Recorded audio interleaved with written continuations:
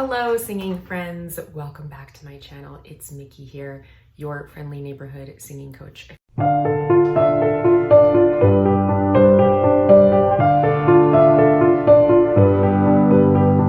feel like I'm like in a really weird angle right now. There, that's better.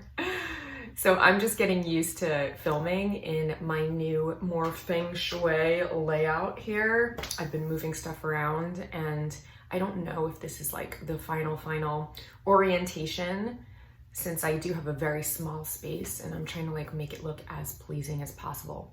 But while I'm kind of adjusting and moving furniture around, I'm still getting used to the different camera angles and where I'm gonna sit when I talk to you guys. But I hope everybody is doing well. It is July 5th here at the moment. I don't know when you guys are watching this, but it is Independence Day, which apparently is a national holiday in the US. I don't remember ever celebrating this before. It is the day after July 4th when we have the fireworks to celebrate the US independence from Britain. And I'm a little bit out of sorts because we got home really late yesterday from the fireworks and got the kids to bed really late. And then Lita, our nanny, is not here today because of the holiday. And it's just a credit to her, really, that things run so much more smoothly when she's here. I'm kind of like struggling a little bit today to get the kids to camp and get all my work done and all of that. And, you know, she's really a very important part of our family, which is why we still have a nanny, even though my youngest son is 6 now, because I do work full time and my husband does as well. So just juggling everything is a little bit of a challenge. So I feel a little bit out of it and I look weird because I started using Tretinoin on my face again because I'm 40 and I'm trying to prevent decay, but I've always given up in the past because there's like this adjustment period that you have to get through where your skin is like really irritated and flaky. So I've done the best that I can to put on makeup and not look like I'm melting. But if I look really weird, that's why. But all that being said, I am excited for today's video. This is another request from my friend and viewer, Loris Hassani. Today we're going to be reacting to another Ofra Haza song that she sang in 2 languages. The song is called Tfila, or prayer in Hebrew. And it is another Israeli classic that has been covered by dozens of artists. She released the song in Hebrew in 1981, the year after I was born. And then in 1986, she recorded a French version. And there was a slightly different intent with each of the versions. The Hebrew version is about love for God, and the French version is about human love. The French title is Amene Moi. I'm sure I'm pronouncing that wrong, and that means take me. Ooh, it sounds sexy. So I'm gonna read you the translations that Loris was kind enough to send, okay? The Hebrew one is a prayer, Tfila. He who sits somewhere up there in the heavens, he who heals all the sick, he who gives great joy to children, he who makes judgments, he is in the heavens, and he is the only one. He, the great and awe-inspiring, he is the one who protects us from troubles, God. And then the chorus is, watch over us, please, like children. Watch, please, and don't leave. Give us light and the joy of youth. Give us strength more and more. Also allow us to love. And then another verse, I guess. What still remains for us in our days? What remains all day long? Sunshine, hope, and so many sights. Nights and days of dreams. He is in the heavens and he is the only one. He, the great and awe-inspiring, he is the one who protects us from troubles. Okay, so very beautiful lyrics. And now let's look at the French version. Amene Moi. I often wonder who I am. I wonder where I go, what my life would be like tomorrow. Sometimes I am afraid to think of, and I call you. From the depths of my night, you whom I do not know, and I will come and you will take me with you. Take me to the end of the earth. Take me there, to this country where everything is blue and open, where happiness has all the rights. Yes, take me to the end of love. Take me and to the last day of my days, I will let you take me. I will tell you, take me. From the deepest of my secret dreams, I was calling you night and day. I was certain that one fine day you would come, and here you are, my love. No more present, no more past. Nothing but the two of us. Take me with you wherever you want. So I like that the commonality between these two versions is like this seeking, right? So like from God, you're kind of beseeching for protection and benevolence. And then from this person, you're beseeching them to kind of, to take you, right? So there's like this commonality of longing and seeking, which I think is interesting to think about how when we face the divine, how that's similar to when we seek love from another person. Because people, according to the Bible, are made in the image of God, you know, so it's not that different. Although obviously there are very big categorical differences between the love between humans and the divine love, because one is kind of this like very chaste and pure love, and the other one is more of the flesh, which is kind of the opposite of the divine, right? The sacred and the profane, or I guess not profane, but like of the flesh. All right, so that's enough of my pontificating. Let's get into it and listen to these two versions.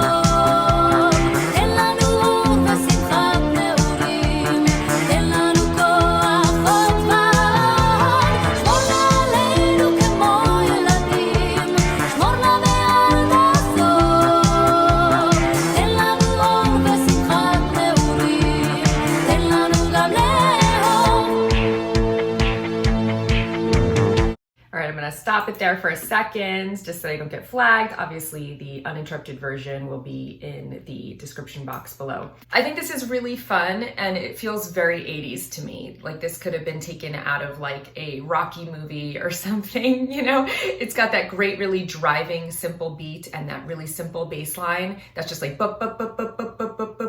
it's quite up-tempo, so I enjoy the energy, and I really like the simplicity of the melodic line.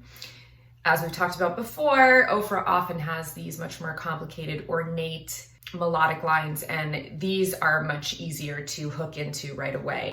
So I really am appreciating that, and also I love just the energy, and I appreciate how difficult it is to kind of stay on pitch and deliver those very wordy lyrics at a very, very quick pace like that. And I really, really enjoy the melody of the chorus. So far liking it very much, loving the style, the black and white video, and the kind of stripped down aesthetic too, you know, like she obviously looks very beautiful as she always does, but there's something a little bit more innocent and simple and not as coiffed or glamorous as some of her later incarnations when she was already this huge star.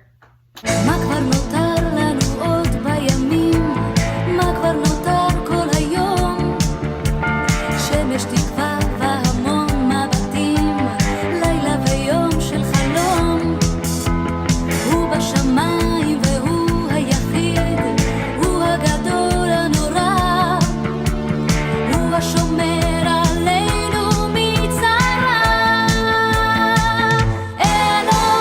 שמור עלינו כמו ילדים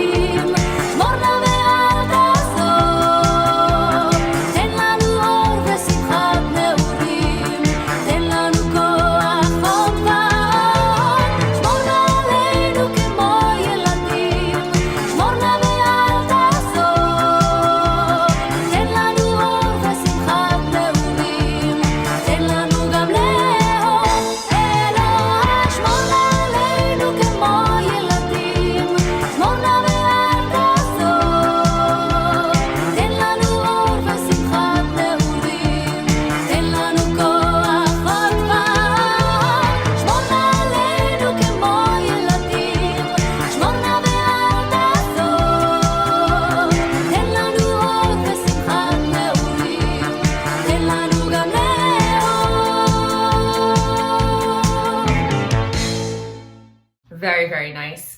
So if I didn't hear the Hebrew, I don't know that I would necessarily identify this as an Israeli singer. There's something very like Western pop music about this song. It's very like 80s and anthemic. And like I said, I could totally hear this in like an 80s workout movie or something, where somebody's like training for a fight or something, or like in Footloose or something. It's just got that really, really nice like 80s flavor, and it sounds like a hit. It's very simple and hooky. And of course, it's a pleasure to watch her. She's a 10, so it's a pleasure to watch this like beautiful woman singing in this very catchy, lovely way. So I enjoyed it very, very much. I'm really curious to hear the French version and how they changed it up, especially since that's going to be in the latter half of the 80s decade. So we'll see how the fashions, etc. evolve. All right, here we go. Amene Moi, the French version of the song.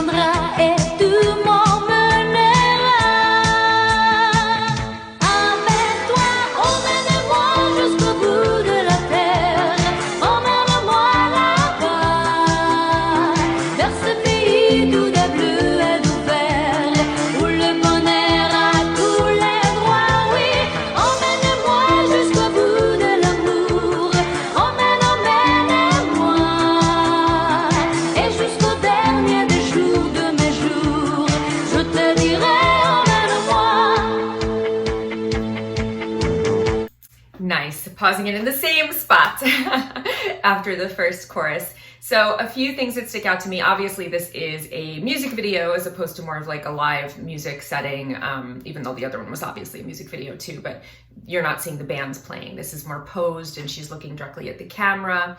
And there is definitely an evolution in the fashion. She looks much more elegant and stylized. She's got the big jewelry and the bright colored makeup and the short hair, but obviously still beautiful and stunning in any of her multiple fashion incarnations. She always was very modish and had her finger on the pulse of whatever was happening stylistically. I think it's really cute that they have the older couple in the video, that they're showing love at that stage of life as opposed to like young and passionate love where people are like really attractive, I think that's really, really nice and quaint. And in terms of the music, I can definitely hear an evolution too, in the sounds are less cheesy, but the song form and the production and the parts seem very, very similar. I mean, obviously you have that electric guitar now, which does kind of sound a little bit dated in the tone, but I think overall the production on this is better and even the treatment of her voice is better. But I am struck by how her tone and how she's singing that chorus, how she's really using her belted chest voice. It sounds very similar from the Hebrew to the French. There's not this marked difference in the sonic qualities. I mean, obviously the languages sound different. Hebrew is very distinct sounding from French. The different sounds, that make up the language are very different. But in terms of how she's treating the language and how she's singing and how she's positioning her singing apparatus and how much intensity and compression and force and all these things that she's using and like where her resonance is being placed, it sounds much more similar than when I listened to Amen La Milim, which was in Hebrew and Arabic, and there was a very marked difference in how she sang those two versions, and they just were very distinct. This is much more similar, I would say. Du plus profond de mes rêves secrets, je t'appelais nuit et jour. Je savais bien qu'un beau jour tu viendrais, et te voilà mon amour. Il n'y a plus de présent, de passé, il n'y a plus que nous deux. Emmène-moi avec toi où tu veux.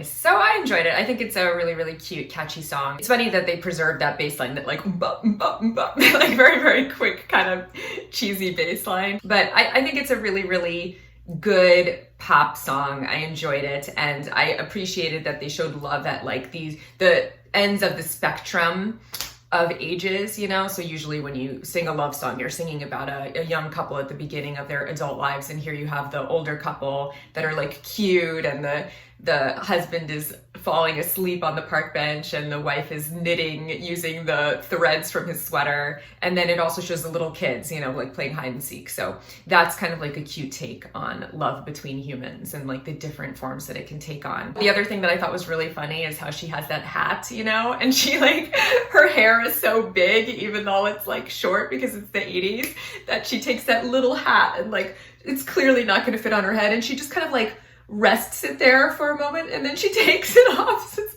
It's just like clearly this prop because her big 80s hair is in no way gonna fit into that tiny little sun hat. So that was kind of funny. But yeah, I think she sang beautifully in both of these, much more similar in her treatment of the tone and the timbre and resonance and all of that. And she sounds very relaxed in her belt, which I really appreciate. So overall, I really liked it. I thought it was a nice little pop song, and it's always interesting to hear her sing with such a great facility in all these different languages. It is kind of interesting that they were able to completely change the intended audience of the song, you know, and take it from this more prayerful, facing God kind of song to a more human relationship tone, and it works in either context. They didn't really change anything else, you know, and yet the subjects are pretty different. I wonder if they did that because, you know, there's like a very select niche for religious music, and obviously love songs they have a much wider audience and wider reach. So in her quest for world domination and gaining more fans, I'm sure it's more advantageous to have a love song that's about human relationships than about our relationship to the divine. But I thought both were beautiful and I enjoyed it very much.